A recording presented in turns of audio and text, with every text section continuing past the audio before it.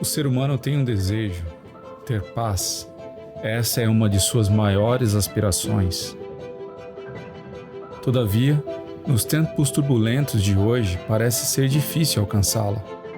Medos, preocupações e ansiedades nos assolam diante das tribulações e dos problemas pelos quais passamos no dia a dia. Brigas, ofensas e mágoas têm minado nosso relacionamento com pessoas próximas a nós. Será que estamos destinados a viver presos a ansiedades e mágoas? Onde está a saída? Como encontrar a paz? À luz da palavra de Deus, o autor mostra que é possível vencer as preocupações e os conflitos interiores. A Bíblia promete uma paz que ultrapassa o entendimento humano. Se você deseja essa paz interior, esse livro é para você.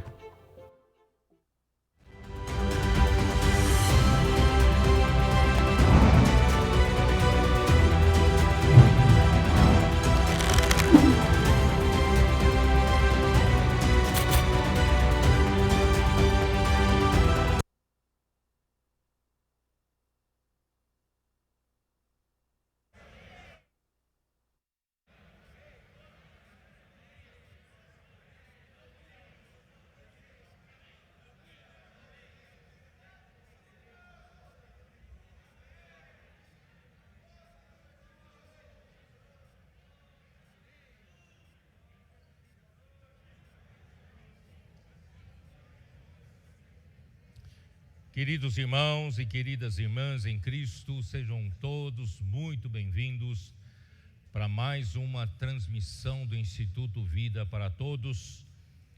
Estamos dentro de uma conferência ainda, das mensagens da conferência que comporão o alimento diário do semestre, cujo tema geral é "Então virá o fim", e chegamos à mensagem 22, que tem por título "O sinal do final dos tempos", Mateus 24, de 1 até 14. Queridos irmãos, queria lembrar vocês que hoje é domingo, é o dia de nós honrarmos o Senhor com os nossos bens, né? Os irmãos aproveitem para fazer para que a obra do Senhor possa avançar mais ainda na pregação do Evangelho. Seja a oferta para a estância minha, né? Também eu quero avisar que, né, todas as contas de missões no exterior, do SOS, né, também para missões no exterior, e também a antiga conta Projeto Arca, todos se juntaram na mesma conta, semeando com os que semeiam. E graças a Deus nós já temos um bom número de irmãos que participam com suas contribuições mensais, e eu quero lembrar novamente os irmãos, né, vamos participar também, né, dessas ofertas que suprirão as nossas missões, né, os nossos missionários, nossa obra em diversos continentes que o Senhor nos entregou para fazer, tá? Bom, muito bom. Então vamos para a mensagem. Eu não consegui terminar, né, o capítulo 23 na semana passada, mas eu queria passar com vocês, dar uma passada com vocês desde o capítulo 19 de Mateus, né? É muito, muito significativo o nosso, né, o apóstolo Mateus, né, um dos 12 apóstolos do Senhor Jesus. Ele escreveu este evangelho com uma revelação no aspecto do reino maravilhosa. Irmãos, eu dessa vez estou apreciando muito mais o livro de Mateus. O livro de Mateus, irmãos, de 1 até 14, mostra que enquanto esse mundo, né, que jaz no maligno, né, o inimigo de Deus tomou conta, usurpou através dos governos humanos, né, usurpou essa terra, e toda a terra, né, se tornou um caos, no meio a muita corrupção, angústia, sofrimento, cansaço. Tanto é que o Senhor Jesus veio como Rei do reino dos céus, né, e viu as multidões que estavam como ovelhas que não têm pastor, todas essas pessoas estavam aflitas e exaustas, e as pessoas estavam doentes e enfermas, e ele veio curar a todas elas. Irmãos, essa é a situação que o rei do reino dos céus, segundo na descrição do livro de Mateus, encontrou aqui na terra, uma situação caótica. Irmãos, hoje a situação não é diferente. Hoje nós temos nas ruas muitas pessoas que estão desesperadas, aflitas, em meio a muito sofrimento, e as pessoas estão cansadas, as pessoas estão exaustas, né? Não sabe para onde ir, não conhece o sentido da sua existência. Muitos querem desanimados, né? Precisando de alguém dar um rumo na vida dessas pessoas. Irmãos, graças a Deus, o rei do reino dos céus chegou aqui na terra para estabelecer o seu reino aqui na terra. Hoje a realidade do reino dos céus é a igreja. Aleluia. Nós fomos introduzidos, né? E o Senhor veio aqui na terra, pregou o evangelho do reino em todas as cidades e aldeias. Ele também enviou os 12 apóstolos, segundo o livro de Mateus, também saírem para pregar o evangelho. Irmãos, hoje estamos fazendo o mesmo trabalho. Saímos para as ruas, né? Nós saímos para as esquinas das ruas, nas encruzilhadas das ruas, para achar as pessoas, né? Para trazer essas pessoas para a igreja, que hoje é o reino dos céus em realidade. Ó Senhor Jesus. Então, a partir do capítulo 16, nós já falamos, muda de foco, porque o peso fica maior ainda. Ele mostra que ele era o Cristo, o Filho do Deus vivo. O Cristo significa o ungido de Deus para uma determinada incumbência, uma determinada missão. Ele veio com uma missão muito clara, muito específica, que é gerar a igreja e edificar a igreja. E o meio dele fazer isso não é levantando um grande movimento religioso, não. Ele veio como o Filho do Deus vivo. O trabalho dele, irmãos, não é um movimento religioso. O trabalho deles é semear a semente da vida, semear a semente do reino nos corações das pessoas. Portanto, irmãos, é esse trabalho que nós fazemos hoje. A igreja não é uma entidade religiosa, né, organizada para se tornar cada vez maior. Não, a igreja, na verdade, é uma entidade orgânica. Não é uma coisa que é o corpo de Cristo, né? Que é através da semeadura da vida, semeadura do reino, é que o Senhor hoje tem essa expressão através dos muitos membros do corpo de Cristo. Estamos todos juntos, esses membros estão focados e se dedicam, né, a sua energia, a sua vida para a edificação da igreja. Então, a partir do capítulo 16, tudo, então, o foco então ficou centralizado no que esse Cristo tem a fazer, e nós estamos aqui também focados nesse trabalho, que é não só da geração da igreja, mas também da edificação da igreja. E no capítulo 16, logo no versículo 18, mostra que esse reino, né, essa igreja que precisa ser edificada é o reino dos céus. E esse reino dos céus, quando estiver edificado, as portas do Hades não terão como vencer, não prevalecerão contra ela. Por isso, irmão, nós estamos nesse processo de edificação. Aí, a partir de então, ele leva os 3 principais discípulos para o Monte da Transfiguração, e ele se transfigurou diante deles para mostrar quem ele de fato era. Jesus, quando veio em carne, ele veio em uma figura, né, de um sofredor, uma figura de alguém humilde, não tinha formosura, não é isso? Ele tinha em torno de 30 anos de idade, mas as pessoas davam mais de 50 anos de idade, quer dizer, não tinha nenhuma formosura, né? Não acreditem nesses retratos de Jesus que fazem por aí, né? Um Jesus bonito, loiro, de olhos azuis, não existe isso. né? Então Jesus veio de uma forma humilde, mas a sua figura verdadeira, irmãos, foi mostrada para os três apóstolos, 3 discípulos, no Monte da Transfiguração. Aí mostrou o poder dele, né? Que ele virá também na manifestação no reino dos céus. Ele vai voltar aqui na terra, irmãos, em glória do Pai, em poder. Irmãos, é isso que nós precisamos enxergar. Essa luta entre reinos. Nós temos o cabeça da igreja, ele hoje está entronizado à direita do Pai. Ele está acima de todo o poder, todo o domínio, toda a autoridade, todo o principado e toda a potestade. O seu nome está acima de todo nome, não é isso? Então, irmãos, nós não temos medo de lutar essa batalha, essa guerra, porque temos um generalíssimo, já venceu sobre todas as coisas, está acima de todo o poder do maligno. Senhor Jesus, isso nos dá coragem, irmãos, de enfrentar. Todos os dias, irmãos, eu oro: Senhor, eu estou debaixo do encabeçamento de Cristo. Eu não vivo sem cabeça. O Senhor é minha cabeça. O Senhor é que dá direção na minha vida.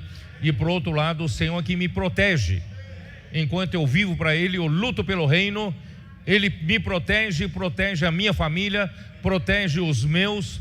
Por quê? Irmãos, nosso Senhor, Ele já venceu sobre todos os inimigos. Por isso, não tenha medo. Não tenha medo, não fique intimidado não, pela possibilidade dos ataques do inimigo. Nós não temos medo dele, porque o Senhor, Ele cuida dos seus guerreiros. E nós somos esses guerreiros da última hora. Então, a partir do capítulo 17 e o capítulo 18, então, o Senhor mostra a prática da igreja, né? E no capítulo 19, né? Eu vou ler o versículo 1 e 2 para vocês. Versículo 1, né? E aconteceu que, concluindo Jesus estas palavras, deixou a Galileia e foi para o território da Judeia, além do Jordão. Então quero dizer para vocês que o Senhor Jesus passou aproximadamente 3 anos ou 3 anos e pouco, né, fazendo pregando o evangelho do reino, né, curando as pessoas e salvando as ovelhas que estavam sem pastor e trazendo, né, hoje, na figura de hoje, trazendo para a casa de Deus, que é a igreja, e para serem cuidadas essas ovelhas, né? Então o Senhor fez esse trabalho na Galileia, na região da Galileia. Claro que eles também saíram um pouco fora da região da Galileia nesses 3 anos e pouco, mas desta vez a saída da Galileia, irmão, tem um fim específico. Já chegou o final da sua jornada aqui na terra. O nosso Senhor Jesus terminou, né, com o seu trabalho de pregação do evangelho na região. Ele precisava ir até Jerusalém para morrer, para sofrer, para morrer, para gerar a igreja e para também depois edificar a igreja. Então o Senhor Jesus, ele é muito focado na vontade do Pai. O Pai quer isso e ele é resoluto, né, para isso. Então ele saiu da Galileia, ele foi, né, seguindo pelo rio do Jordão, só que a leste, lado oriental do rio do Jordão, né, eu já falei isso, fica na Jordânia de hoje, tá? Então ele desceu, para mim é porque aquela parte geograficamente é mais fácil de andar, tá? Então ele desceu a leste do rio do Jordão, e quando, né, chega no capítulo 20, ele então fala para os discípulos: vamos subir a Jerusalém, tá? Então o que eu quero dizer para vocês no capítulo 19, então ele sobe em direção a Jerusalém, porque era a sua última semana aqui na terra. ele precisava, de fato, como ele falou para os discípulos em Mateus 16, ele precisava sofrer nas mãos dos principais sacerdotes e anciãos do povo, ele precisava morrer, ele ressuscitaria ao terceiro dia. Sabe por quê? Para poder gerar igreja, para poder realizar redenção, para nos tirar dos pecados e também para ele poder edificar a igreja, porque Deus fez Adão adormecer um profundo sono e retirou do lado de Adão uma costela, e Deus edificou-a, construiu a partir daquela costela uma mulher, e a mulher surgiu assim num processo de edificação. É interessante que o verbo em hebraico é edificar. Na nossa versão está traduzindo transformar. Transformou-a numa mulher, mas não foi num passe assim, em segundos, não. Houve um processo de edificação. Isso representa que o nosso Senhor Jesus também precisava dormir um pesado sono.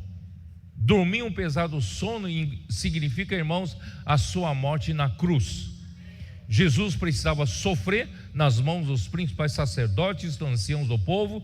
Ele precisava morrer numa cruz para poder gerar a mulher que seria sua noiva, sua esposa, que é a igreja. E essa mulher seria gerada através da crucificação de Jesus. E do seu lado, quando um soldado e foi quebrando as pernas dos dois ladrões que foram crucificados juntamente com Jesus, porque os corpos não poderiam ficar ali, né? Os que estão crucificados não poderiam estar vivos, né? Passar de sexta para o sábado, porque no sábado não podiam fazer nenhum trabalho. Então eles tinham que morrer ali para acelerar a morte. Quebrou as pernas dos dois ladrões que foram crucificados junto com Jesus. Quando ele foi quebrar as pernas de Jesus, Jesus já tinha expirado, já havia morrido. Então as pernas de Jesus não foram quebradas para cumprir o que está escrito na Escritura, que nenhum dos seus ossos será quebrado, né? Então o que ele fez? Ele, de raiva, pegou uma lança, e um dos soldados pegou uma lança e furou o seu lado. Do lado de Adão, Deus tirou uma costela e edificou uma mulher. E do lado de Jesus, quando um soldado furou o seu lado, João registra em Evangelho de João capítulo 19, que saiu sangue e água do lado dele. O sangue é para redimir-nos dos nossos pecados, mas a água, irmãos, é para gerar a igreja. Não só gerar a igreja, mas para edificar a igreja, porque em Efésios 5 fala, né, que a igreja seria santificada pela purificação de água, pela palavra. Então essa palavra que nós estamos recebendo, irmão, toda semana, essa palavra que vem de Deus está nos lavando, está nos purificando, tirando de nós toda ruga, toda mácula, todas as impurezas do homem natural. Estamos sendo edificados numa casa espiritual para Deus. Essa é a edificação da mulher, a edificação da igreja. Aleluia! Jesus é focado nisso, né? Então, irmãos, por isso que quando chega no capítulo 20, ele então fala essa parábola dos trabalhadores da última hora. Ele quis mostrar, né, para todos que os trabalhadores que ele usou em todas as épocas, né, foram classificados num período de 3 em 3 horas. O dia do trabalho são 12 horas. Essas 12 horas na jornada de um dia de trabalho representam a era da igreja. Então, a era da igreja já tem 2000 anos. E nesses 2000 anos, o Senhor dividiu em 4 períodos de 3 horas. Os primeiros trabalhadores foram chamados na hora zero. O segundo grupo de trabalhadores foram chamados na hora terceira. E terceiro grupo dos trabalhadores foram chamados na hora sexta. E o quarto grupo de trabalhadores o Senhor chamou na hora nona. E na hora 12ª terminaria a jornada e o Senhor começaria a dar recompensa, né? Irmãos, mas o Senhor sabia que esses trabalhadores convencionais que Ele encarregou em trabalhar de 3 em 3 horas, não iria dar conta, não iria conseguir concluir a jornada e produzir o que Deus quer. Então Ele chamou especialmente na última hora os trabalhadores convencionais. O último grupo de trabalhadores convencionais foi chamado na hora nona, que são as 3 horas da tarde. E só que quando chegou às 5 horas da tarde e às 6 horas encerraria. Às 5 horas da tarde Deus falou: eu preciso de mais um grupo.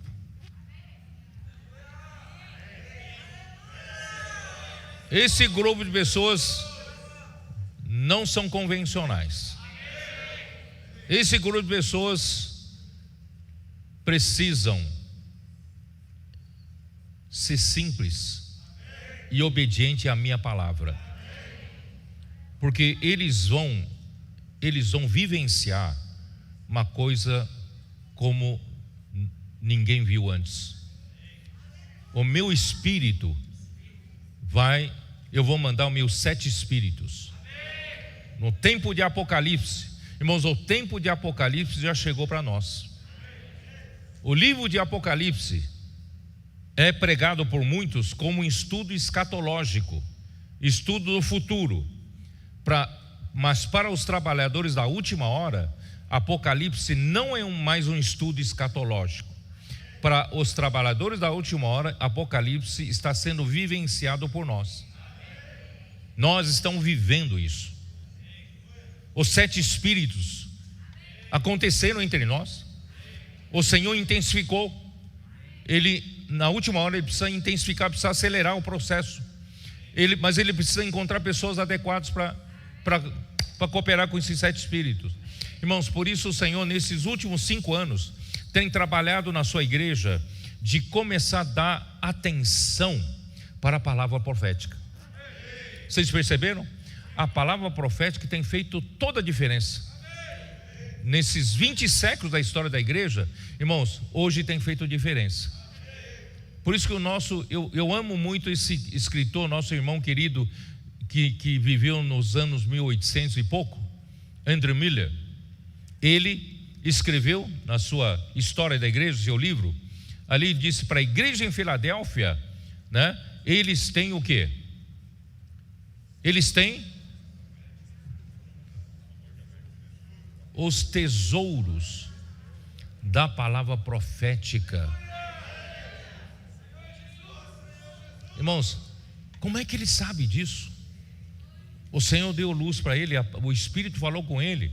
Irmãos, de fato, o que está fazendo diferença nos dias de hoje, irmão, não é que esse último grupo de trabalhadores é um grupo especialmente forte, não é esse grupo especialmente capaz e habilidoso, não. O Senhor nos deu a palavra profética como tesouros, e Ele encontrou um grupo de pessoas simples, sabe, reconhece a palavra que vem de Deus e o que não vem de Deus. E o que vem de Deus se cumpre. O que não vem de Deus não se cumpre, não é? Eles não são mais aqueles que gostavam sabe, tem gente que fala: não, eu estou aberto para todos os ministérios.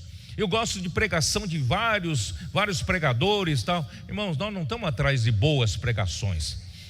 Nós estamos atrás, irmãos, da palavra profética, da palavra que o Senhor está falando hoje, que vai concluir essa era.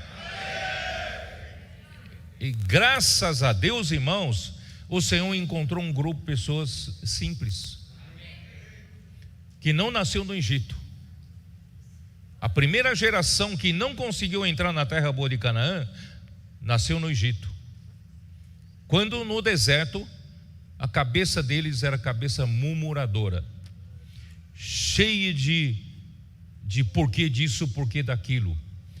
Eles eram muito questionadores. O Senhor mandava Moisés dar uma palavra para o povo e eles questionavam. Eles eram complexos demais. Eles não conheciam o Senhor, não conheciam os caminhos do Senhor. Durante 40 anos no deserto, eles só murmuraram, só reclamaram. Eles não creram na palavra do Senhor, não creram que Moisés era o profeta pelo qual o Senhor estava falando. E tantas coisas se cumpriam através da palavra de Moisés, não é isso? Eles não creram na palavra, e eles foram desobedientes, e todos eles caíram no deserto, com exceção de 2, Caleb e Josué. Esses 2 tinham um espírito diferente. Por quê? Porque a geração nova, irmãos, é de espírito diferente. Aleluia, nós temos uma geração final de espírito diferente. Esse espírito diferente, irmãos, não é uma cabeça complicada, não é cabeça complexa, cheio de doutrina na cabeça, cheio de conhecimento bíblico na cabeça, e questiona tudo que vem pelo profeta que Deus designou. Não consegue executar nada, porque Deus não consegue usar esse grupo de pessoas. Mas graças ao Senhor, o Senhor encontrou hoje uma geração simples, uma geração que reconhece onde está a palavra profética, uma geração que tem amor reverente à palavra de Deus, não é? E a própria palavra de Deus está realizando a sua obra. Não é sua capacidade, não é porque você é mais poderoso que o outro, não, mas o Espírito é poderoso. Ele só precisa de canais. Ele está encontrando os canais hoje. Então o Senhor tinha que, nesse caminho para Jerusalém, Ele tinha que falar essa parábola para mostrar que na era final o Senhor levantará. Naquele tempo era uma predição do futuro, mas no nosso tempo de hoje já não é mais predição. Está se realizando no nosso tempo, esses trabalhadores da última hora. Quando ele acabou de falar, né, no Mateus 20, versículo 17, dá uma olhada, versículo 17. Estando Jesus para subir a Jerusalém, vocês entenderam? Eu fiz questão de ler o capítulo 19. O Senhor terminou o seu trabalho 3 anos e pouco, né? E saiu da região da Galiléia, que é o norte, e desceu do lado oriental do Rio do Jordão. E aqui no capítulo 20 de Mateus, depois dele ter falado a parábola dos trabalhadores da última hora, ele então resolveu subir a Jerusalém. Provavelmente era um momento que ele cruzou o Rio do Jordão e passou a subir. Não sei quem teve oportunidade de visitar Israel. Vocês sabem que do lado de Israel, Jerusalém fica no alto. E quem for visitar o Mar Morto, né, desceria muito de altitude e desce. Aqui é vamos dizer assim, um declive muito grande até chegar no Mar Morto, tá? Então, se Jesus estava aqui no Rio do Jordão, porque Mar Morto fica onde desemboca o Rio do Jordão, Mar Morto. Então ele precisava atravessar o Rio do Jordão e subir até Jerusalém, tá? Então, versículo 17: estando Jesus para subir a Jerusalém, chamou à parte os 12, em caminho lhes disse. É a segunda vez que ele fala. A primeira vez foi em Mateus 16, agora a segunda vez em Mateus 20. Eis que subimos para Jerusalém. Jesus tinha clareza, ele estava indo para Jerusalém para morrer, tá? Mas antes de morrer, tinha várias coisas que precisavam se cumprir, tá? Subimos para Jerusalém, e o Filho do Homem será entregue aos principais sacerdotes, aos escribas, e eles o condenarão à morte e o entregarão aos gentios para ser escarnecido, açoitado e crucificado. Mas ao terceiro dia ressurgirá. Quer dizer, ele precisava morrer para realizar a redenção pelos pecadores. Ele precisava morrer para do seu lado poder sair água para gerar a igreja. Ele precisava morrer para do seu lado gerar água para edificar a igreja, né? Então, irmãos, Jesus era muito focado. Ele estava indo para Jerusalém. Ele falou isso, irmãos, não é para que para que os discípulos tivessem dó dele. Tanto é que a primeira vez que ele falou, Pedro já teve dó dele, vocês se lembram? Pedro falou: não, tenha compaixão de ti, de modo nenhum acontecerá isso contigo. Aí Jesus falou para ele: arreda, Satanás. Jesus não precisava de piedade, não precisava de dó. Ele queria que os discípulos enxergassem o seu alvo, o seu foco. O seu foco é fazer a vontade do Pai. Irmãos, o nosso foco é a mesma coisa. Não estamos aqui, irmãos, distraídos com outros focos. Nosso foco, irmãos, é também edificação da igreja. Não tem tempo, irmãos, para disputar quem é maior, quem é menor. Não tem tempo para disputar quem vai sentar à direita de Jesus, quem vai sentar à esquerda de Jesus na glória do Senhor. Irmão, não tem tempo para a gente ficar buscando, correndo atrás da nossa própria ambição, né? Correndo atrás do nossa melhor posição na igreja, sermos respeitados, etc, etc. Irmão, não tem mais tempo para isso. Nós só temos uma única coisa, irmão: respirar o que o Senhor respira, o que Deus respira, não é isso? Então, irmãos, depois de falado isso, veio essa questão de quem senta à direita e quem senta à esquerda, do Tiago e João, vocês sabem disso, né? Então, isso para mostrar, irmãos, nós temos que ser tão focados quanto ao Senhor Jesus. Não busque ser o grande aqui na igreja, não busque ser o maior na igreja, não busque, né, ser exaltado na igreja, né? Que se você quer ser exaltado, que seja humilhado, não é isso? Então vamos, o menor, né? Se você quer ser o maior, então que sirva os outros, né? Bom, aí então, eu não tenho tempo. Aí capítulo 21, acontece a entrada triunfal de Jesus para Jerusalém.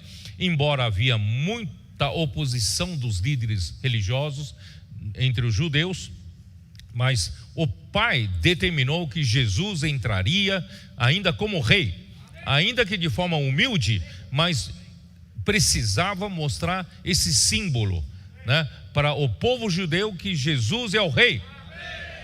Então ele mandou buscar uma jumenta e um jumentinho. A jumenta refere-se, irmãos, à mulher universal de Apocalipse 12, que na era da igreja representa a igreja. E hoje, irmãos, a igreja como um todo, essa jumenta. Mas essa jumenta, quem vai servir para entronizar o rei é a cria da jumenta. A cria da jumenta é o jumentinho. E esse jumentinho representa o filho varão de Apocalipse 12. E a parte forte, a parte que seja Sião, a fortaleza de Sião, é a parte, né, da igreja que se preocupa com o reino. Não estão aqui na terra para viver sua própria vidinha aqui, não. Estão aqui, irmão, para viver pela vontade do Pai. Estamos aqui para viver, para trazer o reino de Deus aqui na terra, né? Então esses são o jumentinho. Jesus vai ser entronizado para possuir o reino dessa terra, irmãos, através de um jumentinho. E nós somos esse jumentinho.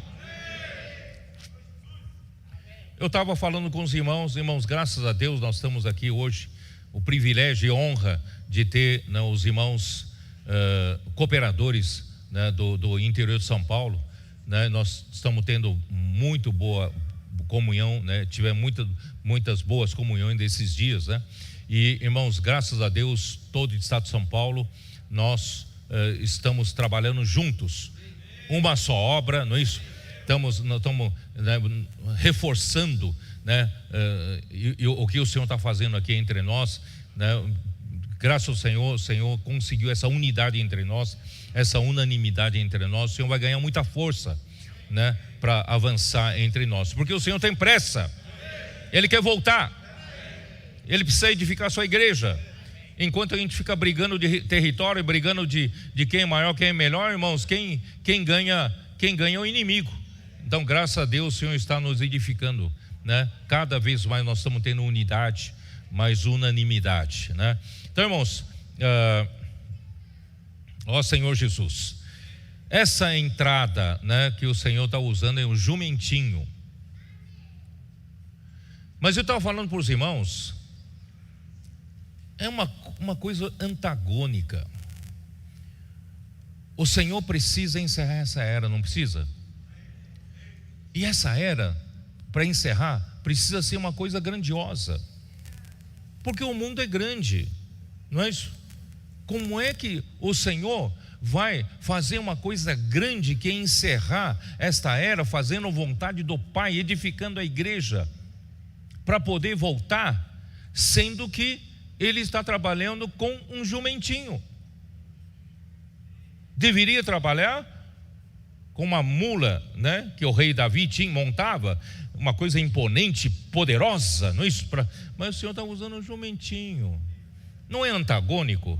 O Senhor precisa encerrar essa era, e encerrar essa era é uma obra gigantesca. Como é que vai encerrar essa era? Como é que vai fazer a vontade do Pai, que durante 20 séculos ainda não se conseguiu edificar a igreja? Como é que vai encerrar isso? Como é que vai edificar a igreja? Né, com um jumentinho. Ou Samuel foi ungir os filhos de Jessé, um mais bonito que o outro, seu filho, um mais, né, forte que o outro. E o Samuel fala: dessa vez deve ser esse o rei. O Senhor fala: não é. Esse aqui não é. Esse aqui não é. Ué, acabou todos os filhos, não tem nenhum dos que ele julgava ser forte, né, para ser, né, o rei sobre Israel. O Senhor falou: não está aqui. Ué, você tem mais filho? Tem, mas um ali, ó, ele está ali, não deve ser ele não. Ele está ali, ó, apacentando ovelhas, né? Aí chamaram Davi. Aí o Espírito do Senhor falou: é ele.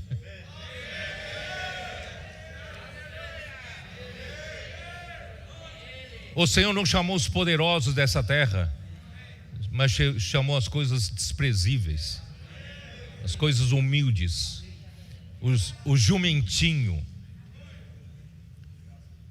O Senhor vai encerrar essa era com um pequenino rebanho. É pequeno em número, é um rebanho pequeno. Como é que vai fazer essa grande tarefa de encerrar essa era? Mas aprove, agradou ao Pai, dá a esse pequeno rebanho o seu reino. Como é que Ele vai encerrar essa era? Com uma igreja em número pequeno. Como é que Ele vai encerrar essa era com a igreja em Filadélfia, que tem pouca força, não tem força? Mas o Senhor que está na igreja em Filadélfia é aquele que tem a chave de Davi.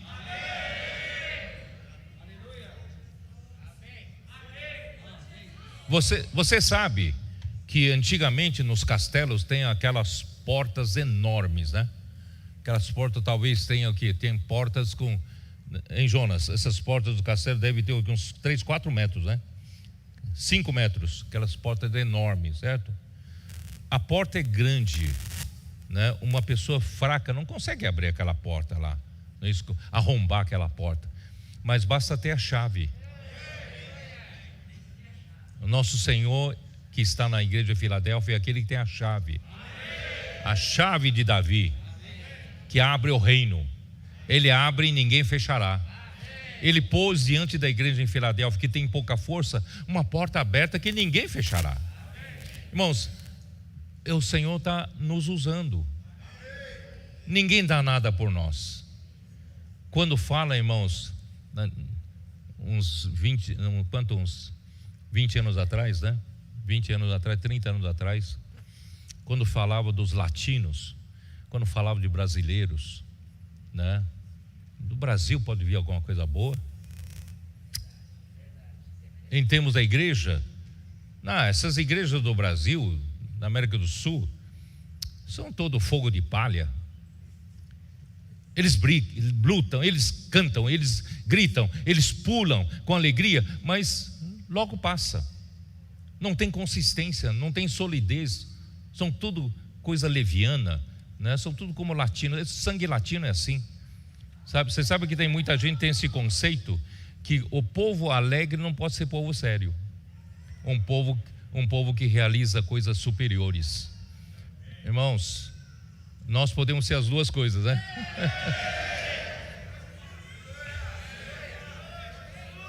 O Senhor veio escolher esses jumentinhos aqui, nós.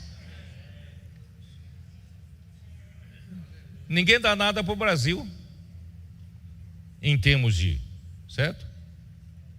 Do contexto mundial, Irmão, nós não somos muita coisa não, mas irmão, o Senhor está usando a gente. Ó Senhor Jesus. Aí então eu não tenho tempo, na verdade estou gastando muito tempo, meu tempo já está indo embora. Aí então ele limpa o templo, purifica o templo no capítulo 21, né? Purifica o templo. A purificação do templo eu já expliquei para vocês. Porque eles haviam transformado o templo do Senhor, a casa do Senhor, em covil de salteadores. As pessoas, os judeus do mundo todo tinham de vir para as principais festas em Jerusalém. Eles que viajavam de longe, tinham que trazer seus animais para o sacrifício, mas era difícil atravessar o mundo todo para poder chegar aqui com seus animais. Então eles vinham, traziam dinheiro e compravam o animal em algum lugar, e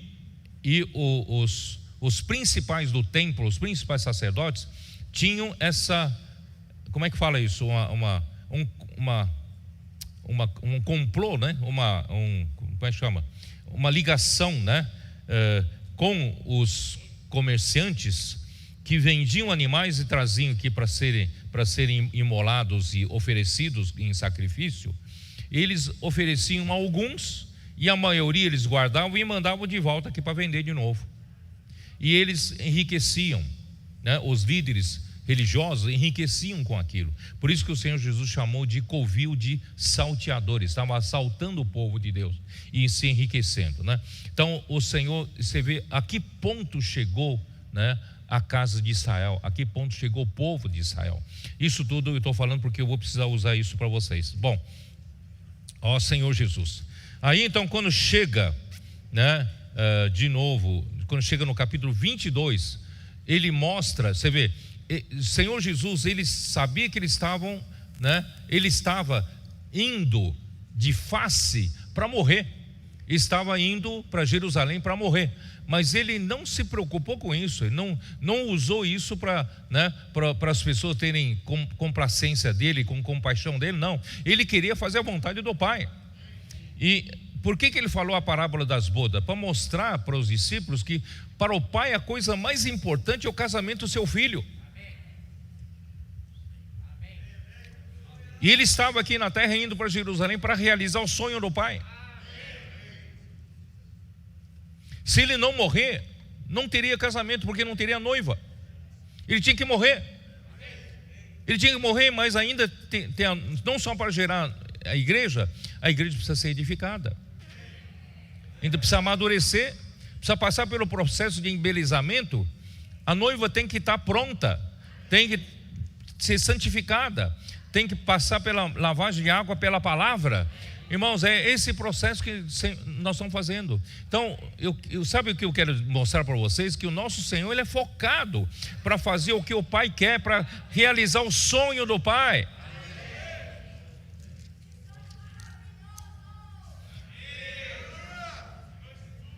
Não tem tempo, irmãos, como no capítulo 23 que nós vamos ler, vamos estudar. Não tem tempo, irmãos, para hoje aproveitar o tempo da igreja para realizar meu próprio sonho. Vamos realizar o sonho de Deus. Buscar aproveitar a igreja para buscar reconhecimento. Na igreja, buscar oportunidade para ter a minha posição, de ser respeitado, honrado, prestigiado. Irmãos, eu não estou aqui para isso. O Senhor Jesus não tinha esse foco. O foco é ele se sacrificar para poder fazer a vontade do Pai.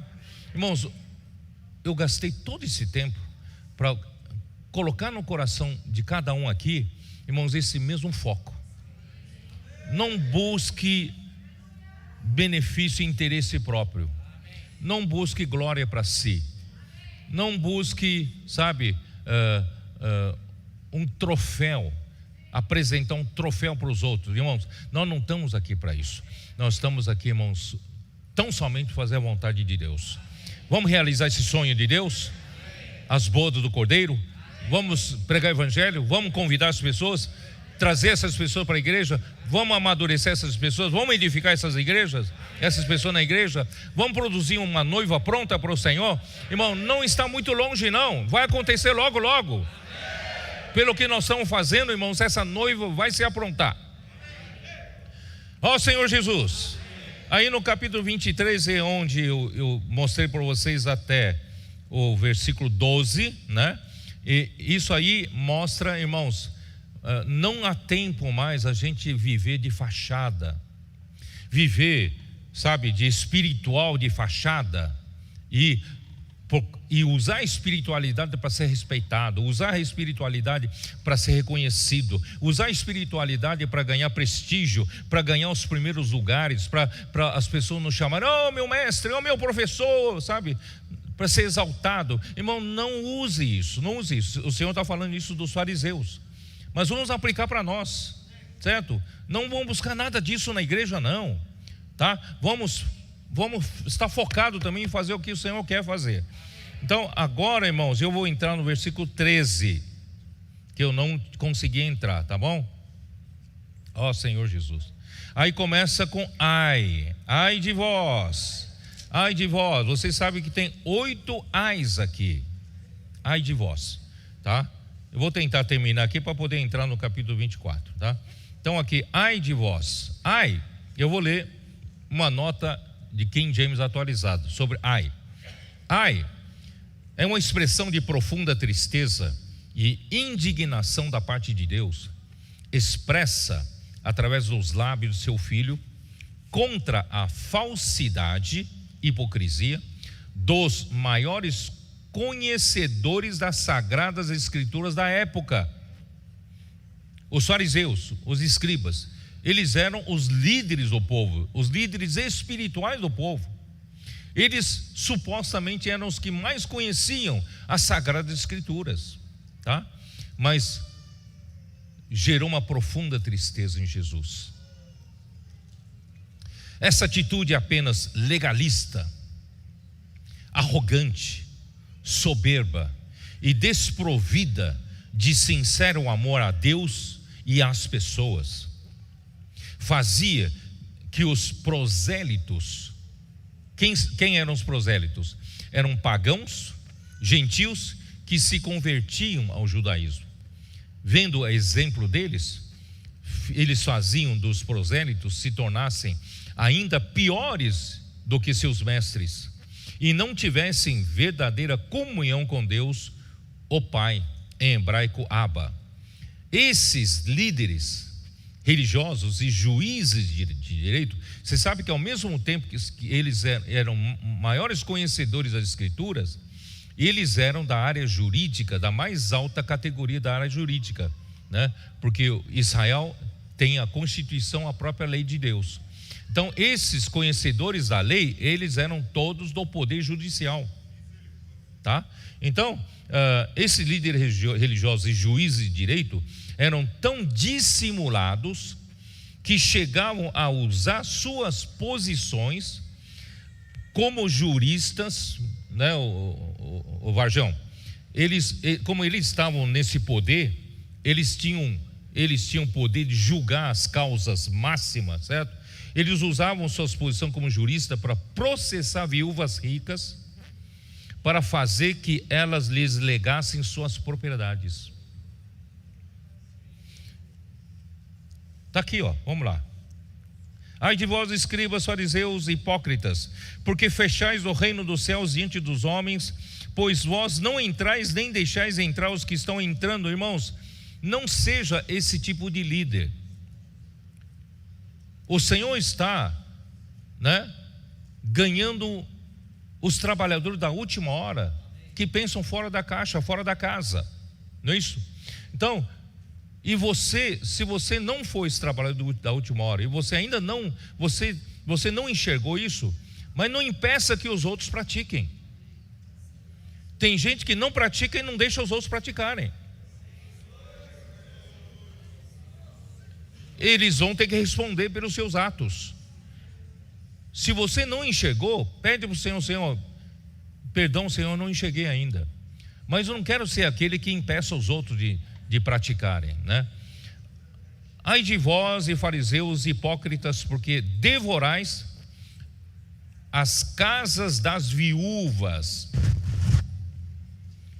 E para o justificar fazeis longas orações, por isso sofrereis juízo muito mais severos. Eles usavam o poder de serem os juristas, eles que julgavam as causas na mais alta instância.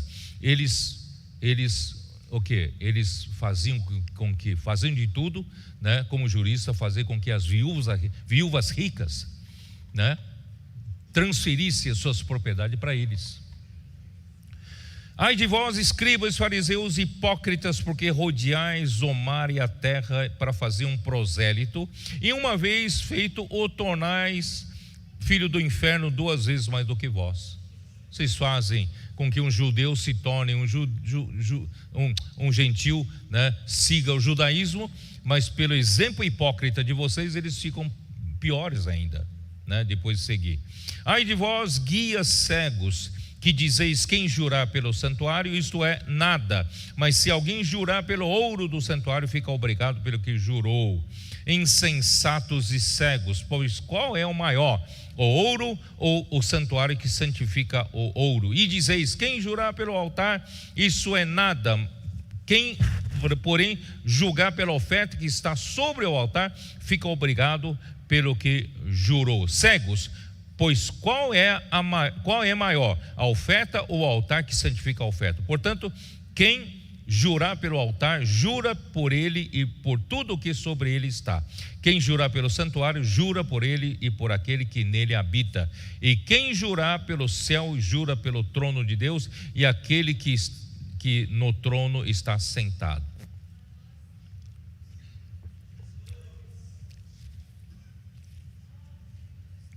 Então vou ler para vocês aqui o que eu escrevi. Ai de quem fecha o reino diante dos homens, pois não entram, nem deixam entrar os que estão entrando. No mesmo princípio, a liderança que não acompanham a evolução dos acontecimentos sob a ação dos 7 espíritos, confirmando a palavra profética, podem incorrer no mesmo erro grave de não cooperar com o que o Espírito está fazendo e impede quem quer praticar a palavra.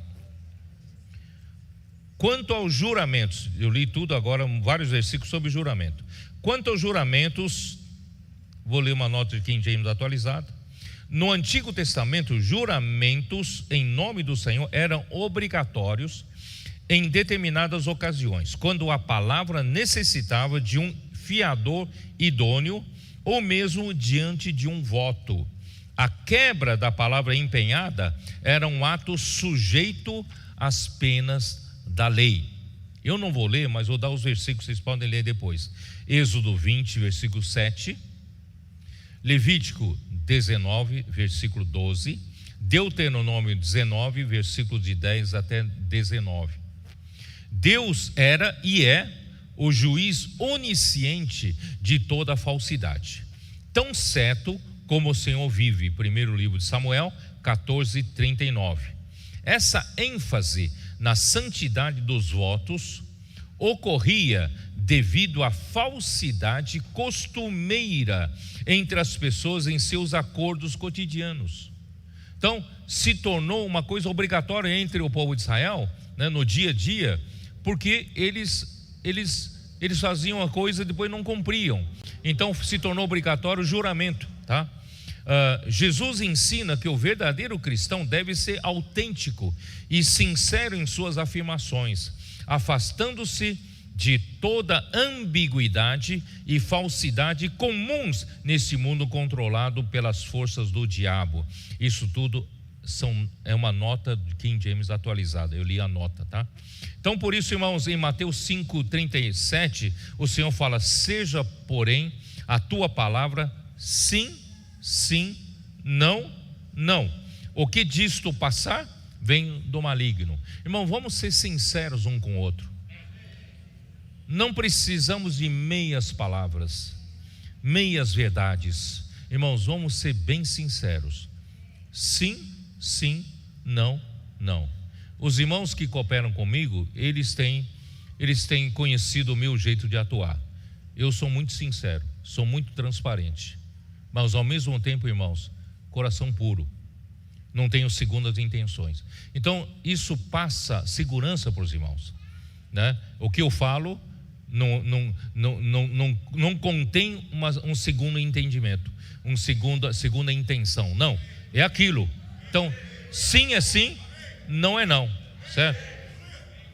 Nessa passagem, Jesus lhes revela o verdadeiro espírito da lei e a vontade de Deus. Agora então vamos lá, vamos falar do dízimo, versículo 23. Ai de vós, escribas e fariseus hipócritas, porque dais o dízimo da hortelã, do endro e do cominho, e tendes negligenciado os preceitos mais importantes da lei, a justiça, a misericórdia e a fé. Deveis, porém, fazer estas coisas sem omitir aquelas. Irmãos, eu não entendia direito sobre isso, tá? Porque ele falou sobre isso. Aí uma nota de King James atualizada me esclareceu, então eu vou ler para vocês. O dízimo da hortelã, do endro e do cominho, né, veio de onde? Veio do dízimo das ervas, que era uma prática baseada em Levítico 27, versículo 30, tá? Versículo 27 e 30, ali fala de tudo que nós produzimos no campo, né? Nós daríamos o dízimo para o Senhor, não é isso? E embora o dízimo dos grãos, frutos, vinho e azeite fosse exigido dos judeus pela lei, onde está isso?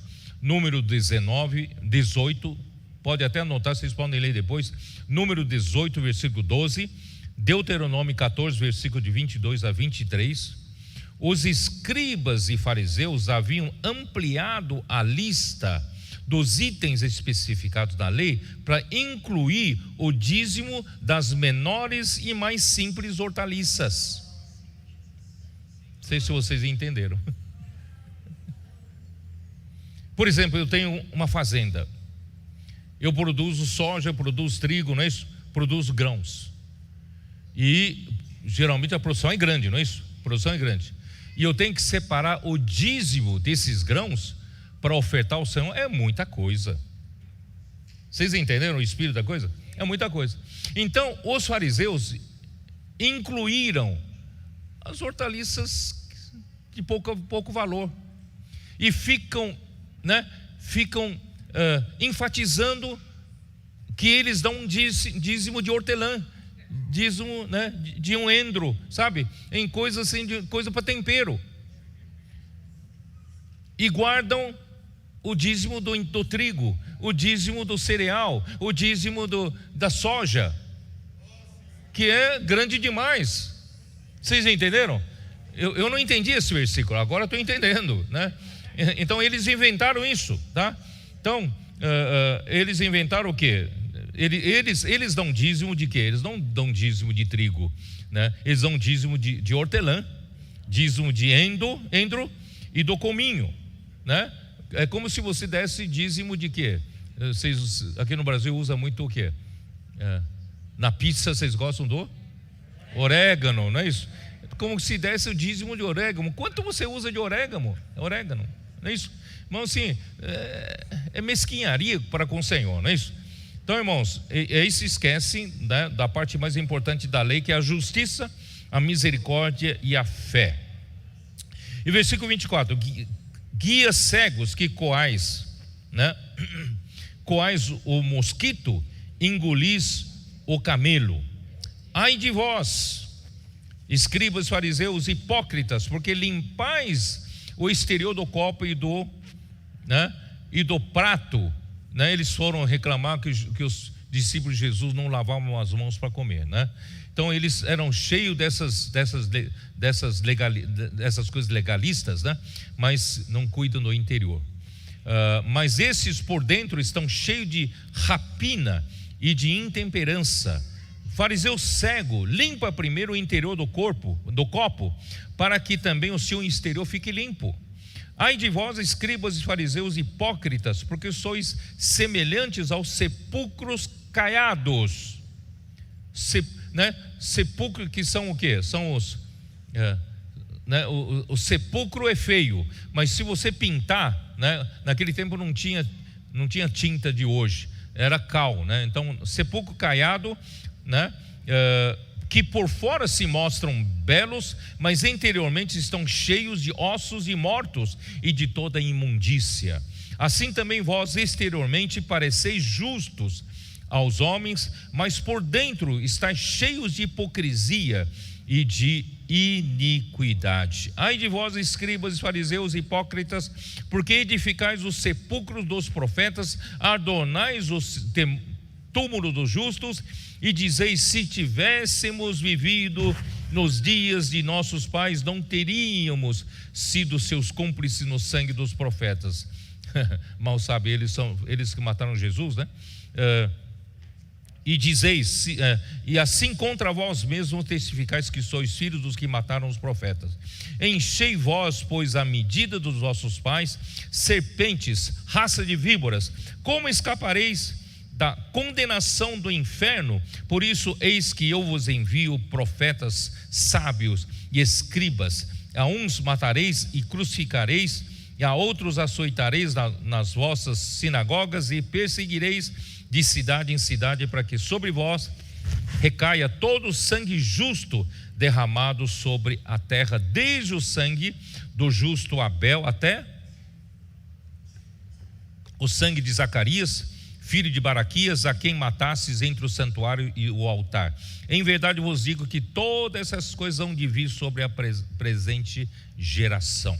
Bom, então vou ler aqui para vocês o que eu preparei. Eles cuidavam somente do exterior para parecerem-se justos aos homens, mas por dentro estão cheios de hipocrisia e de iniquidade. São como sepulcros caiados, belos por fora, mas por dentro cheios de morte e de toda imundícia. Eles edificavam o sepulcro dos profetas e adornavam os túmulos dos justos, porém são filhos dos que mataram os profetas. São serpentes, raça de víboras, que Jesus fala em João capítulo 8, versículo 44. E eles ainda matarão a Jesus e perseguirão os apóstolos e os matarão, né? Irmãos, que situação caiu, né? O povo de Israel. Que situação caiu um povo que Deus escolheu para ser o povo de Deus. Irmão, ele chegou no versículo 23, Jesus lamentou, chorou, né? Ele diz assim: Jerusalém, Jerusalém, que matas os profetas e apedrejas os que te foram enviados. Quantas vezes quis eu reunir os teus filhos, como a galinha junta os seus pintinhos debaixo das asas, e vós não o quiseste. João capítulo 1 fala: ele veio, não é isso, para os seus, e os seus não quiseram, os seus rejeitaram. Irmãos, aí, irmão, veio uma coisa grave: eis a vossa casa vos ficará deserta. Declaro-vos, pois, desde agora já não me vereis, até que venhais a dizer: bendito o que vem em nome do Senhor. Irmão, isso é sério, isso é muito sério. A situação do povo de Israel no tempo de Jesus, a liderança caiu numa situação, irmãos, que não podia mais cair. Chegaram no fundo do poço, da corrupção, da hipocrisia, não é isso?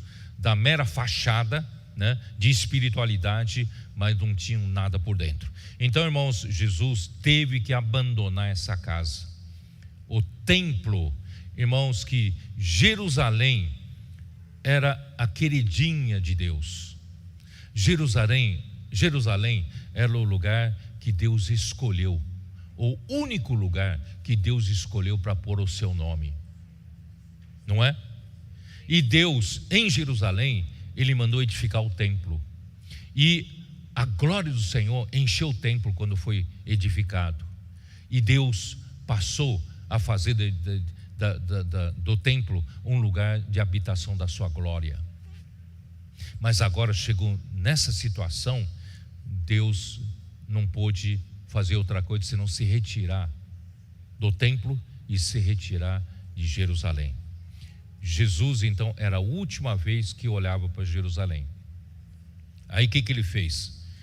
Ele acabou de sair de Jerusalém, capítulo 24, tendo Jesus saído do templo, ia se retirando, quando se aproximaram dele os seus discípulos para lhes mostrar as instruções do templo, ele porém lhes disse: não vedes tudo isso? Em verdade vos digo que não ficará aqui pedra sobre pedra que não seja derribada. Os discípulos não entenderam nada, né? Entenderam nada. O Senhor estava se retirando do templo, estava se retirando de Jerusalém, e os discípulos estavam contemplando as construções do templo. Olha que maravilha, porque Herodes fez um templo maravilhoso, com pedras creme, bonito, construção bonita. Então eles estavam contemplando e não entenderam o que Jesus fez. Jesus estava se retirando, a glória do Senhor estava se retirando de lá, tá? Então, irmãos, versículo 3: no Monte das Oliveiras achava-se Jesus assentado. Quando se aproximaram dele os discípulos em particular e lhe pediram: dize-nos quando sucederão estas coisas e que sinal haverá da tua vinda e da consumação do século. Ó Senhor Jesus, eu vou tentar explicar um pouquinho para vocês. Deus sempre cuidou de Jerusalém como uma ave cuida de sua ninhada. Deuteronômio 32, versículos 11 e 12. E ao se referir como quis reunir os seus filhos, como a galinha ajunta a sua ninhada debaixo das suas asas, Jesus deu a entender que ele era o próprio Deus, tá? Em Deuteronômio, Deus falou que ele queria juntar, né, como uma águia, seus filhotes debaixo de suas asas. E aqui Jesus está falando que eu sempre quis ajuntar vocês como uma galinha junta os seus filhotes debaixo das suas asas. Ele estava se dizendo que ele era Deus, tá? E a casa de Deus era o templo, né? Porque capítulo 21 de Mateus, ali no versículo 12, não é isso? 12, fala assim: tendo Jesus entrado no templo, expulsou todos os que ali vendiam, compravam, também derrubou as mesas dos cambistas e cadeiras dos que vendiam pombas, e disse: está escrito, a minha casa será chamada casa de oração, vós porém a transformais em covil de salteadores. Então o templo era a casa de Deus, tá? E após a rejeição, Jesus então chamou de vossa casa. Essa casa não era mais a casa de Deus, é a vossa casa. Vocês religiosos, vocês transformaram essa casa no covil de salteadores. Então é a vossa casa, daqui para frente não estou mais aqui. Vocês entenderam? E será deixada deserta, provavelmente referindo-se à destruição de Jerusalém pelo exército romano no ano 70 depois de Cristo. Depois se tornara covil de salteadores, que eu li em Mateus 21, versículo 13. Então Jesus se despede de Jerusalém e do seu povo, declarando que não os ensinaria mais em público até a sua vinda, a sua volta em glória no final dos tempos, quando Israel o receberá como o Messias que fora rejeitado, tá? Vamos dar uma olhada rápida em Zacarias 12. Zacarias 12. Jesus então se retira, 12 versículo 10, se retira de Jerusalém, se retira do templo. Os judeus só vão vê-lo quando da sua vinda, tá? E aqui diz, versículo 10: e sobre a casa de Davi e sobre os habitantes de Jerusalém derramarei o espírito da graça e de súplicas, olharão para aquele a quem traspassaram. Eles mataram Jesus. Eles vão olhar para Cristo, que eles perseguiram e mataram, olharão e pranteá-lo-ão, como quem pranteia por um unigênito, e chorarão por ele, como se chora amargamente pelo primogênito. Então esse mesmo povo judeu que crucificou a Jesus, perseguiu a Jesus e perseguiu os cristãos, perseguiu, né, a igreja, irmãos, eles mesmos eles vão ter que reconhecer que Jesus é exatamente o Messias que o povo de Israel esperava, e quando o Senhor voltar, eles vão reconhecer Cristo e vão chorar amargamente por tudo que fizeram, tá? Ó Senhor Jesus, isso acontecerá na segunda vinda de Cristo, quando todo remanescente de Israel se converterá e crerá nele e será salvo. Vamos dar uma olhada rápida em Romanos 11. Romanos 11, versículo 23. Romanos 11.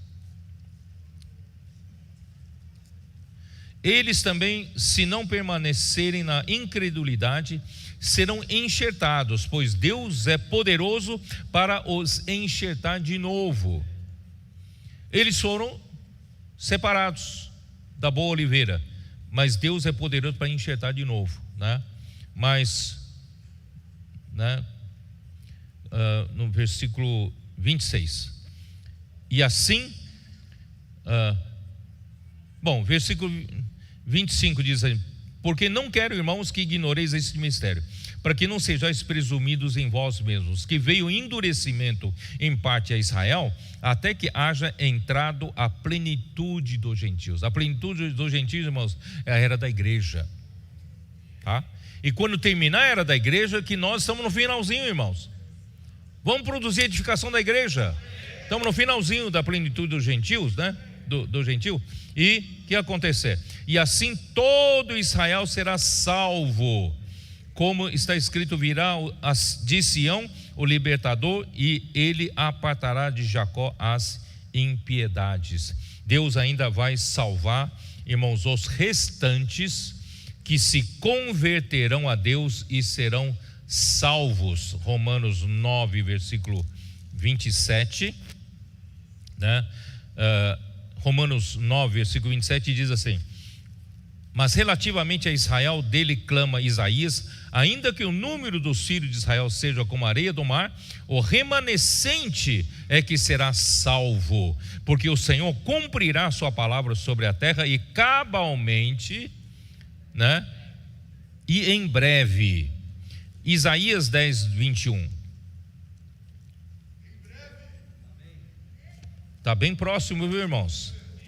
Não tem tempo para viver para você mesmo, não. Isaías 10, 21. Os restantes se converterão ao Deus forte, sim, os restantes de Jacó. Ó Senhor Jesus. Então, nesse intervalo, irmãos, de aproximadamente 2000 anos, a igreja protagoniza a execução da vontade de Deus, e a igreja concluirá a edificação da igreja e lutará pelo reino de Deus até o final desta era. Você está dentro? Eu estou dentro. Vamos lutar pelo reino. Agora sim eu vou entrar na mensagem de hoje, tá?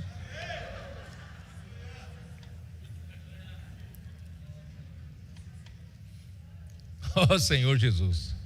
Logo após Jesus se despedir de Jerusalém até a sua volta em glória no final dos tempos, ele saiu do templo. Isso era equivalente à glória de Deus ter deixado o templo nos tempos antigos. Ezequiel, vamos dar uma olhada em Ezequiel. Vocês se lembram de Ezequiel? Quando eu falei do capítulo 1? Vocês se lembram dos 4 seres viventes? Vocês se lembram da visão, né? Do metal brilhante, do fogo, do metal derretido, né? Dos 4 seres viventes cheios de energia elétrica, não é isso? E zigue-zagueavam, né? Andavam para onde quer que o Espírito andava, eles iam atrás. Irmãos, esses são os 4 seres viventes.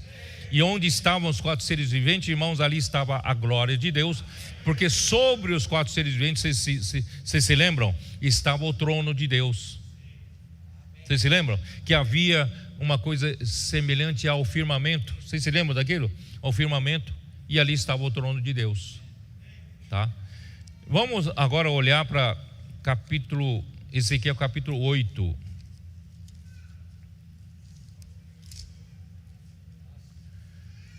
Irmãos, o capítulo 8 era uma situação de completa desolação e afronta contra Deus. Aquele templo que Deus escolheu para ser seu lugar de habitação, irmãos, Jerusalém que o Senhor escolheu, né, para pôr o seu nome, foi totalmente contaminado. Foram totalmente contaminados. Irmãos, ali Ezequiel, no começo ali, foi escrito no tempo já do começo do cativeiro babilônico. E o Espírito levou Ezequiel para ver os motivos pelos quais Deus abandonou o templo, os motivos pelos quais Deus abandonou Jerusalém, exatamente igual ao tempo de Jesus, tá? Então dá uma olhada, versículo 3, estendeu dali. Bom, eu vou ler versículo 1 para vocês se contextualizarem. No 6º ano, no 6º mês, aos 5 dias do mês, estando eu sentado em minha casa e os anciãos de Judá assentados diante de mim, sucedeu que ali a mão do Senhor Deus caiu sobre mim. Eis que olhei e eis uma figura como de fogo, desde os seus lombos daí para baixo era fogo, e dos seus lombos para cima como resplendor do metal brilhante. Apareceu metal brilhante de novo, tá? Estendeu ela dali uma semelhança de mão, a semelhança de mão que era um fogo, né? E me tomou pelos cachos da cabeça, que puxou pelos cabelos, né? O Espírito me levantou entre a terra e o céu e me levou a Jerusalém em visões de Deus, até a entrada da porta do pátio de dentro, que olha para o norte, onde estava colocada a imagem de ciúmes, que provoca o ciúme de Deus. No templo, irmãos, eles colocaram imagem para fazer ciúmes para Deus. No templo. Eis que a glória de Deus de Israel estava ali, como a glória que eu vira no vale. Ele me disse: filho do homem, levanta agora os olhos para o norte. Levantei os olhos para lá, e eis que o lado do norte, à porta do altar, estava esta imagem dos ciúmes à entrada. E disse-me ainda: filho do homem, vês o que estão ali fazendo? As grandes... Pasmem, irmãos, pasmem. Eu fiquei estarrecido pelo que eu li aqui. As grandes abominações que a casa de Israel faz aqui, para que me afaste do meu santuário, pois verás ainda maiores abominações. Eles estão fazendo de tudo para me afastar. Ó Senhor Jesus. Vocês podem, ele me levou à porta do átrio, olhei e eis que havia um buraco na parede. Então me disse: filho do homem, cava naquela parede. Cavei na parede, eis que havia uma porta. Disse-me: entra e vê as terríveis abominações que eles fazem ali. Entrei e vi, eis toda forma de répteis e animais abomináveis, e de todos os ídolos da casa de Israel, pintados na parede em todo o redor.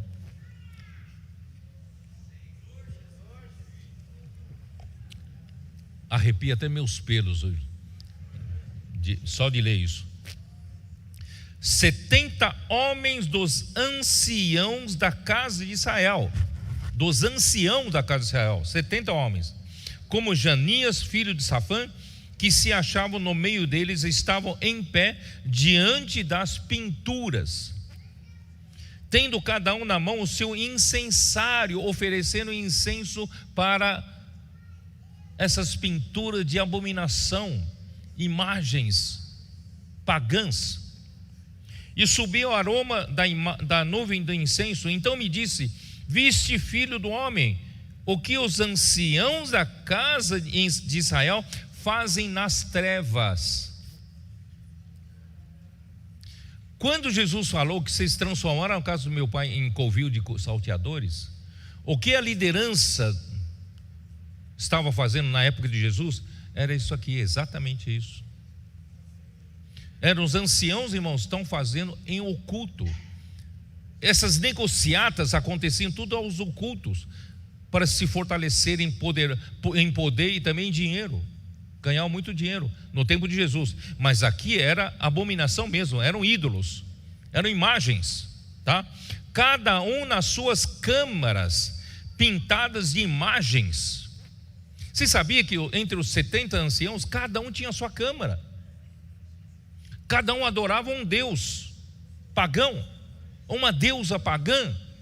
Irmãos, dá para acreditar um negócio desse? O Senhor, olha, pois dizem, olha só, pois dizem, o Senhor não nos vê, o Senhor abandonou a terra, o Senhor não está mais aqui, Deus não está mais aqui, Deus nos abandonou a terra.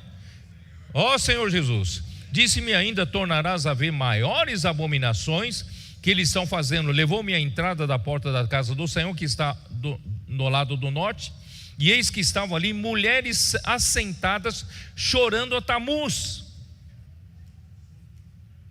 Não são as mulheres conectadas.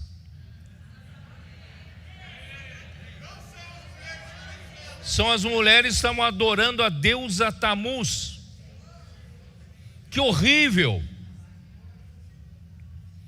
E outros, irmão, versículo 16, né? Dá uma olhada no versículo 16. Levou-me ainda ao átrio de dentro da casa do Senhor, e eis que estavam à entrada do templo do Senhor, e entre o pórtico e o altar, cerca de 25 homens de costas para o templo do Senhor. Eles estavam de costas para o templo do Senhor, mas com o rosto voltado para o oriente, adoravam o sol, viravam para o oriente. Irmãos, quando eu li isso, arrepia tudo, e fiquei todo arrepiado.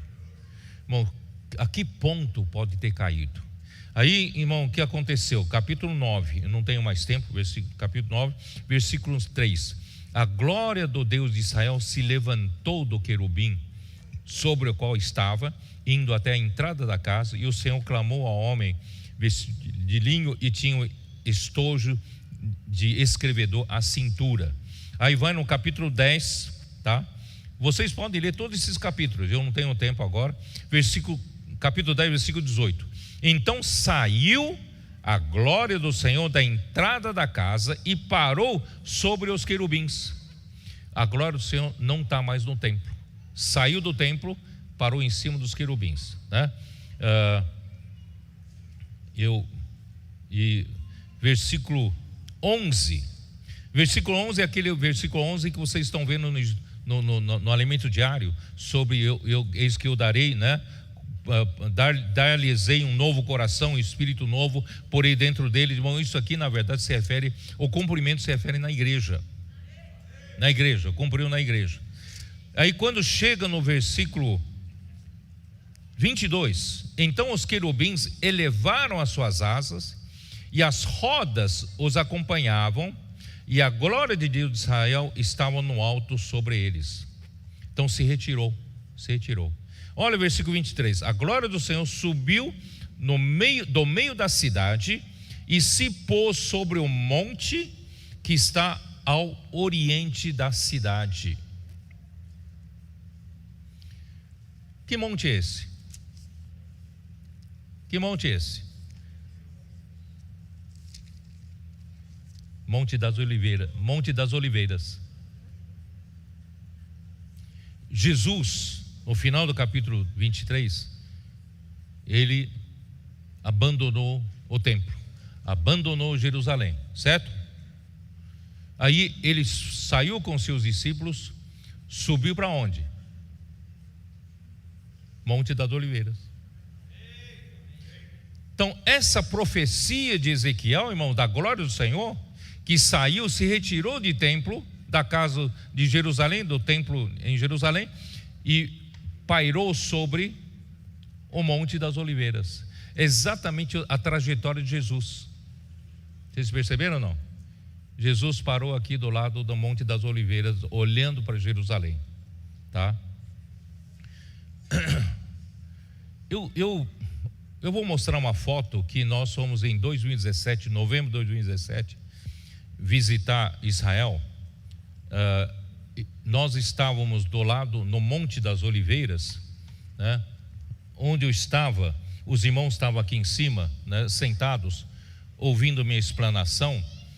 Nós estávamos exatamente no Monte das Oliveiras e olhando de frente para o templo, né? Vocês viram ali onde tem uma cúpula dourada? Dá para ver uma cúpula dourada? Ali, essa cúpula dourada chama cúpula de ouro ou domo de ouro, ou cúpula da rocha, o domo da rocha. O que é isso? Embaixo daquela cúpula, supostamente, está uma rocha, tá? E ali era um Monte Moriá, onde Abraão sacrificou Isaque. E ali é a eira de Ornã, né? Onde eu ainda vou entrar nisso. Talvez hoje não vou ter tempo de dar, eu vou deixar para a semana que vem. Mas eu não podia deixar de falar para vocês sobre isso, vendo a visão de Ezequiel.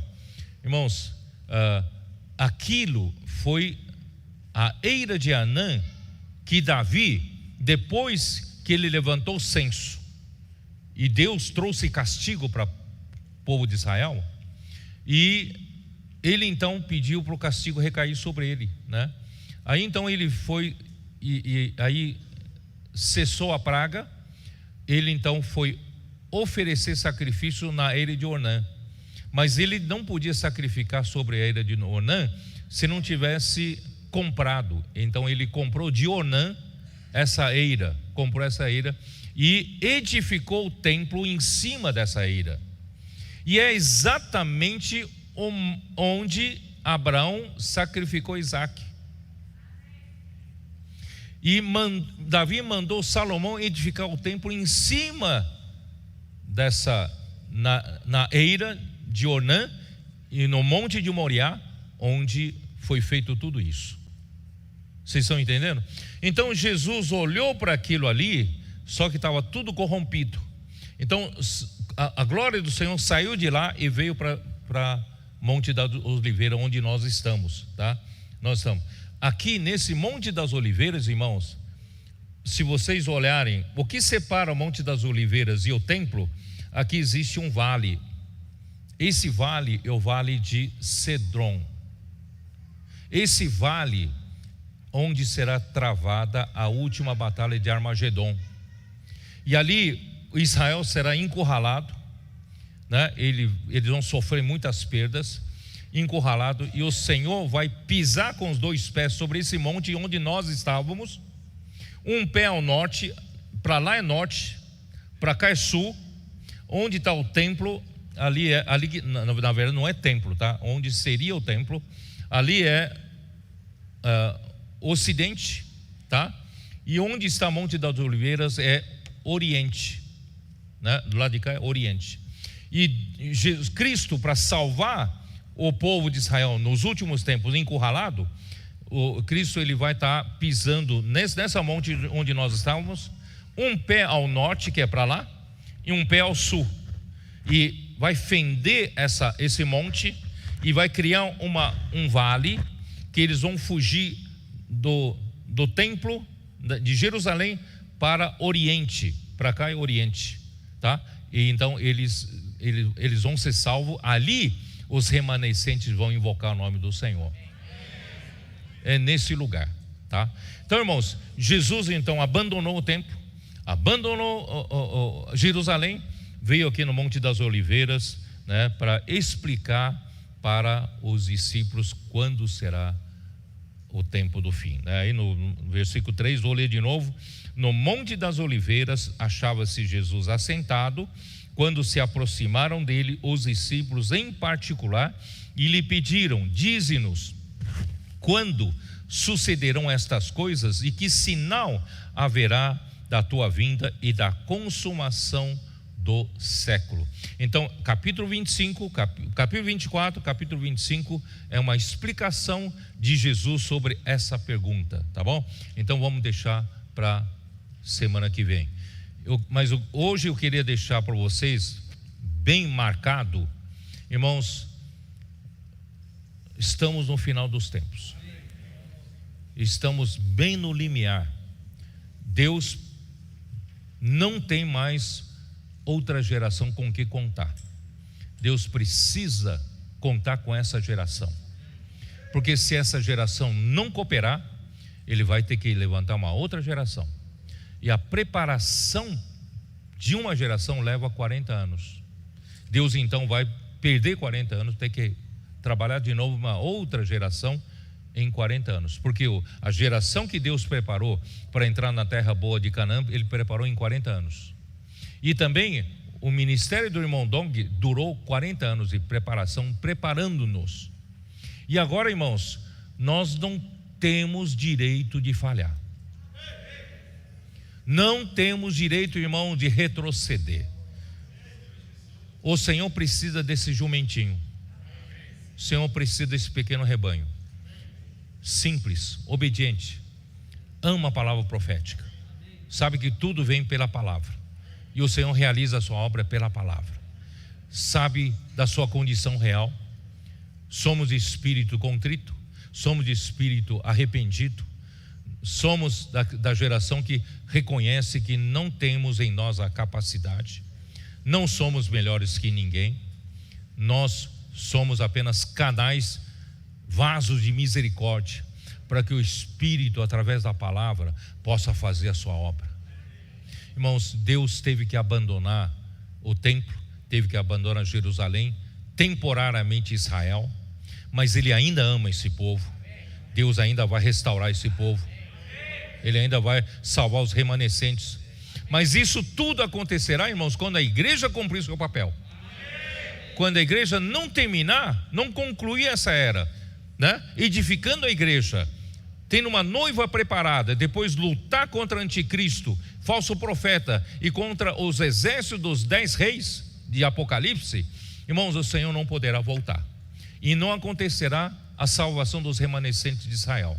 Por isso, irmãos, hoje nós estamos no campo, nós estamos jogando, é a nossa vez.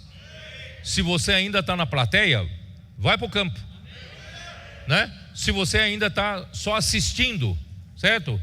Vai esperar até quando? Vamos entrar no campo, vamos para as ruas, fazer comportagem, vamos fazer avança jovem, não é isso? Ganhar outros jovens, vamos ganhar, mulheres vão ganhar outras mulheres, homens vão ganhar outros homens, né? Vamos trazer todo mundo para a edificação da igreja, vamos embelezar todos, vamos, sabe, quanto mais somos edificados, irmão, mais perdemos as nossas manias, né? As nossas, né? Eu chamo de esquisitices, né? As nossas coisas do velho homem, né? Coisas carnais. Mais, irmão, nós vamos sendo um com todos. Com isso o Senhor espera de nós, tá? Então eu quero dizer para vocês, de um lado, o Senhor abandonou, né? Jerusalém, abandonou Israel, mas hoje o Senhor conta conosco. Que não ache em nós, irmãos, essa hipocrisia, né? Esse coração de exaltar a si mesmo, né? Essa busca desenfreada pelo poder, pela posição, pelo reconhecimento, pelo prestígio, né? Pela exaltação, pela fama, pelo holofote, mas não tem mais lugar para essas coisas, né?